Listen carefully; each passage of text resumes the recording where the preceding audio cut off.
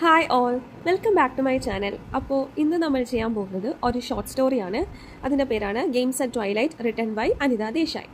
അപ്പോൾ ഇതൊരു സിമ്പിൾ ആയിട്ടുള്ളൊരു ഷോർട്ട് സ്റ്റോറിയാണ്. ഓക്കെ, അപ്പോൾ അനിത ദേശായി ഒരു പ്രോമിനൻ്റ് ആയിട്ടുള്ള ഇന്ത്യൻ റൈറ്റേഴ്സ് ഇൻ ഇംഗ്ലീഷ് ആണ്.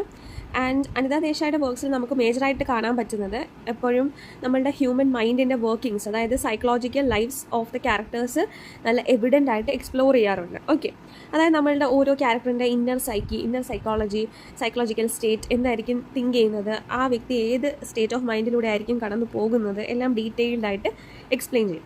നമുക്ക് ഇന്ന് പഠിക്കാനുള്ള ഈ ഷോർട്ട് സ്റ്റോറിയിലും ഒരു കുഞ്ഞു കുട്ടിയുടെ ഇന്നർ സൈക്കി, ആ കുഞ്ഞുകുട്ടിയുടെ മനസ്സിലൂടെ പോകുന്ന കാര്യങ്ങളും ആ കുട്ടിക്ക് വരുന്നൊരു സെൽഫ് റിയലൈസേഷനുമാണ് നമ്മളുടെ ഈ സ്റ്റോറിയിലെ മെയിൻ ആയിട്ടുള്ള കാര്യം എന്ന് പറയുന്നത്. ഓക്കെ, അപ്പോൾ ഗെയിംസ് അറ്റ് ട്വൈലൈറ്റിൽ ഒരു ചൈൽഡ്ഹുഡ് ആയിട്ടുള്ള എക്സ്പീരിയൻസ് ആണ് കാണിക്കുന്നത്. ഒരു സിമ്പിൾ ആയിട്ടുള്ള ഹൈഡ് ആൻഡ് സീക്ക് ഗെയിം കുട്ടികൾ ഇങ്ങനെ കളിച്ചുകൊണ്ട് നിൽക്കുമ്പം അതെങ്ങനെയാണ് ഒരു പ്രൊഫൗണ്ട് എക്സ്പ്ലോറേഷൻ ഓഫ് ലോൺലിനെസ് ആയിട്ട് മാറുന്നത് എന്ന് നമുക്ക് മനസ്സിലാവും.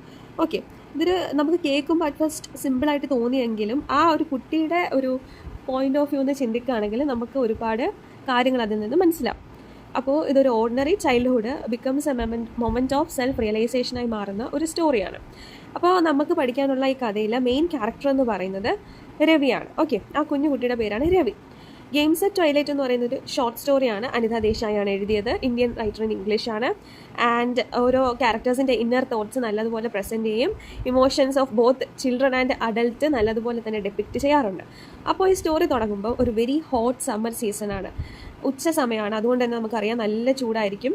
അപ്പോൾ ബേർഡ്സ് ഒന്നും അവരുടെ പ്ലേസിൽ നിന്ന്, അതായത് അവരുടെ കേജിൽ നിന്ന് പുറത്തോട്ട് വരാൻ ആഗ്രഹിക്കുന്നില്ല, ബിക്കോസ് അത്രത്തോളം ചൂടാണ്. പിന്നെ ഇത് കണക്ക് തന്നെ അവരെ വീടെല്ലാം അടച്ചിട്ടിരിക്കുകയാണ്, ബിക്കോസ് അത്രയും ചൂടകത്തോട്ട് കയറേണ്ടെന്നൊക്കെ വിചാരിച്ചു. അങ്ങനെ അത്രയും സ്കോച്ചിങ് ആയിട്ടുള്ള ഹീറ്റുള്ള ഒരു സിറ്റുവേഷനാണ്. അതുകൊണ്ട് തന്നെ കുട്ടികളെ പുറത്തോട്ട് കളിക്കാൻ അമ്മമാർ സമ്മതിക്കുന്നില്ല. അപ്പോൾ അഡൽട്സ് അവരെ പുറത്തോട്ട് കളിക്കാൻ വിട്ടില്ലെങ്കിലും ചിൽഡ്രൻ ഇങ്ങനെ റെസ്റ്റ്ലെസ് ആയിട്ട് എനിക്കിപ്പോൾ തന്നെ കളിക്കാൻ പോകണമെന്ന് പറഞ്ഞ് വാശി പിടിച്ച് നിൽക്കുകയാണ്. എന്നാലും ആ വീട്ടിലുള്ള വലിയ ആൾക്കാർ സമ്മതിക്കുന്നില്ല. ഫൈനലി അവർ പെർമിഷൻ വാങ്ങിയിട്ട് പുറത്തോട്ട് എക്സൈറ്റഡ് ആയിട്ട് കളിക്കാൻ വേണ്ടി പോവുകയാണ്. അവർ വരാന്തയിൽ നിന്നോളാം എന്നൊക്കെ അവർ പ്രോമിസ് ചെയ്തിട്ട് പോവുകയാണ്. അപ്പോൾ അവിടുത്തെ അറ്റ്മോസ്ഫിയർ എന്ന് പറയുമ്പോൾ ഭയങ്കര ഹീറ്റ് ഉള്ള അറ്റ്മോസ്ഫിയർ ആണ്. അത് നമ്മൾ മറക്കരുത്. Heat, dust, sunlight, shadows, gardens, walls, surrounding buildings, ഇതിൻ്റെയൊക്കെ ഒരു നല്ല ഡിസ്ക്രിപ്ഷൻ നമുക്ക് ഈ സ്റ്റോറിയിലെ ബിഗിനിങ്ങിൽ കാണാൻ പറ്റും. അപ്പോൾ അത്രയും ചൂടായിട്ട് നിൽക്കുന്ന ഒരു അറ്റ്മോസ്ഫിയറിൽ ഈ കുട്ടികൾ ഒരു ഗെയിം കളിക്കാൻ തീരുമാനിക്കുകയാണ്. They decide to play hide and seek. അപ്പോൾ ഒരു കുട്ടി കാണും. ഒരു കുട്ടി വന്നിട്ട് സീക്കറായിട്ട് നിൽക്കും, എന്നിട്ട് നമ്പർ എണ്ണിക്കൊണ്ടിരിക്കും, ബാക്കിയുള്ള കുട്ടികളെ ഒളിക്കും. അതാണല്ലോ ഹൈഡ് ആൻഡ് സീക്ക് ഗെയിമിൻ്റെ റൂൾ എന്ന് പറയുന്നത്. അപ്പോൾ രവി ഭയങ്കരമായിട്ട് എക്സൈറ്റഡ് ആയിട്ട് നിൽക്കുകയാണ്. And Ravi desperately wants to win this game. കാരണം എന്താണെന്ന് വെച്ചാൽ എല്ലാ കളി കളിക്കുമ്പോഴും രവി സാധാരണ തോക്കാറാണ് പതിവ്. അതുകൊണ്ട് തന്നെ രവിക്ക് ഭയങ്കര വാശിയായിരുന്നു that he wanted to win this match എന്ന് പറയുമ്പോൾ രവിയുടെ മൈൻഡിൽ അത് വലിയൊരു സംഭവമാണ് ഈ ഗെയിം ജയിക്കുക എന്ന് പറയുന്നത്. ഒരു കൊച്ചുകുട്ടിയല്ല. അപ്പോൾ ആ കൊച്ചുകുട്ടിയെ സംബന്ധിച്ചോളം ഗെയിം ജയിക്കുക എന്ന് പറയുന്നത് വലിയൊരു കാര്യമാണ്. സോ രവി ഗെയിം ജയിക്കണം എന്ന് പറഞ്ഞ് നിൽക്കുകയാണ്. അപ്പം this is important because Ravi is not one of the strongest or most dominant children in the group. എന്നിട്ട് രവി ആ കൂട്ടത്തിൽ റിലേറ്റീവ്ലി സ്മോൾ ആയിട്ടുള്ള ചൈൽഡാണ് and feels unimportant compared with others.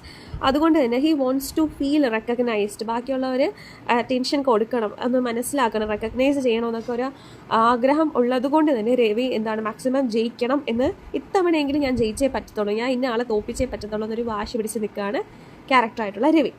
അപ്പോൾ so for Ravi winning the game becomes a chance to prove himself that he too is equally ബാക്കിയുള്ളവരെ പോലെ തന്നെയാണ് എന്ന് കാണിക്കാൻ വേണ്ടിയിട്ട് അദ്ദേഹത്തിന് ഒരു ചാൻസാണ്. അദ്ദേഹം എന്ന് പറയുന്നെങ്കിൽ അത് കുഞ്ഞു കുട്ടിയാണ് കേട്ടോ, എനിക്കത് അങ്ങനെ പറഞ്ഞ് ശീലമായിട്ടാണ് അങ്ങനെ പറഞ്ഞു വരുന്നത്. ഓക്കെ, അപ്പോൾ രവി ഒരു ഷെഡ് കണ്ടുപിടിച്ചു. ഷെഡിൽ പോയി ഒട്ടനെ കയറി ഒളിച്ചു. അവിടെ ആണെങ്കിൽ ആരും പെട്ടെന്ന് നോട്ടീസ് ചെയ്യാത്തൊരു പ്ലേസാണ്.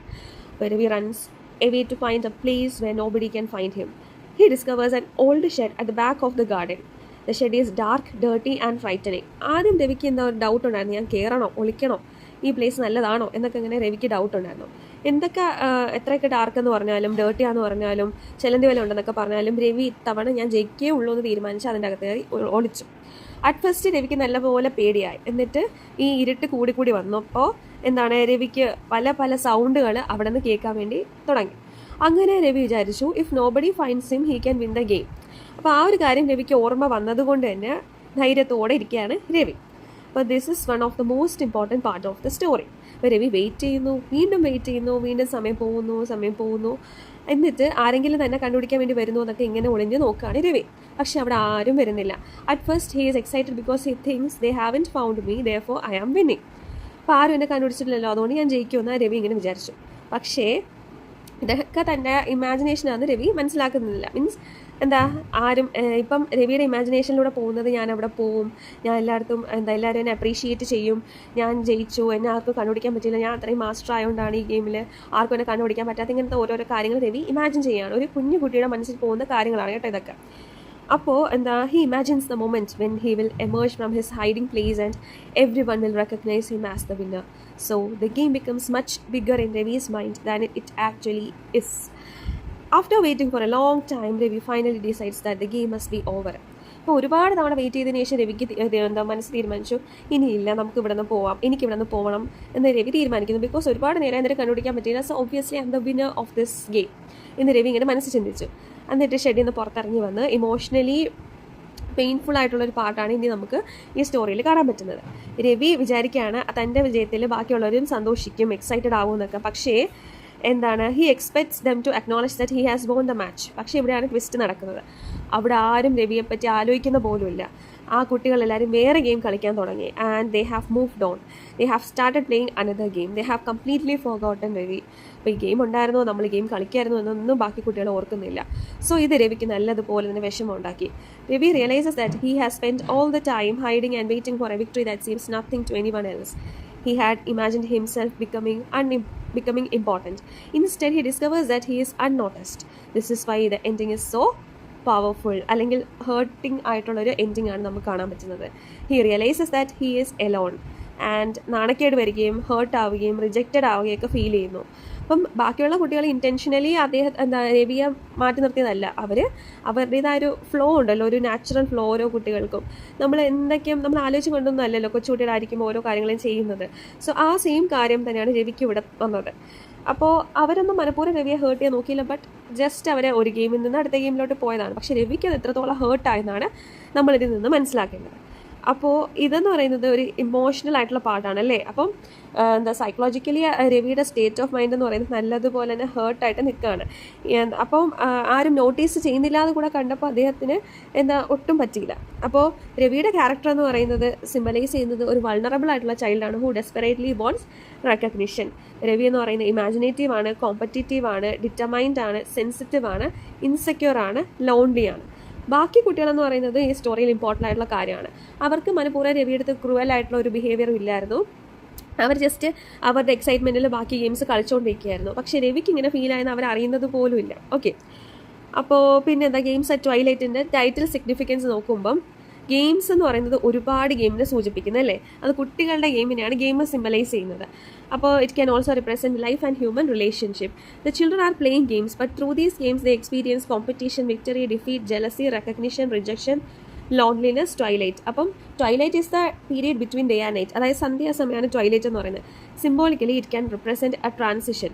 Ravi is also going through a transition. He begins the story as an innocent child who believes that winning the game will bring recognition.